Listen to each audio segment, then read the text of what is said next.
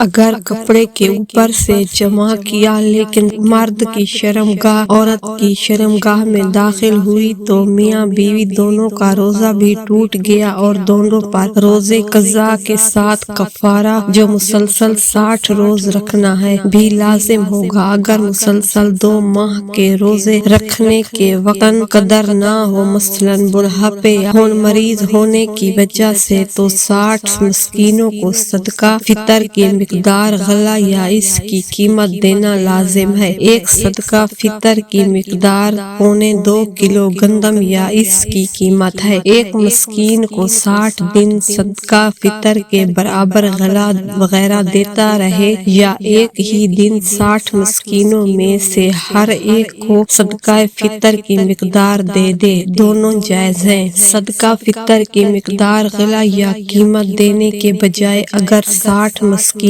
کو ایک دن صبح و شام یا ایک مسکین کو 60 دن صبح و شام کھانا کھلا دے تو بھی کفارہ ادا ہو جائے گا۔ اور اگر کپڑے کے اوپر سے جمع کرنے سے مرد شرمگاہ داخل کیے بغیر انزل ہونا ہے تو اگر صرف مرد کو انزل ہوا تو اس کا روزہ فاسد ہو گیا اور اس صورت میں صرف قضا لازم ہوگی، کفارہ لازم نہیں ہوگا۔ اور اگر بیوی کو بھی ہو گیا یعنی ان کی منی شرمگاہ سے خارج ہو گئی تو اس کا روزہ بھی فاسد ہو گیا اور اس صورت میں اس پر بھی قضا لازم ہو گئی۔ میاں بیوی کو استغفار بھی کرنا چاہیے کیونکہ رمضان مبارک میں روزے کی حالت میں جمع کرنا جائز نہیں ہے۔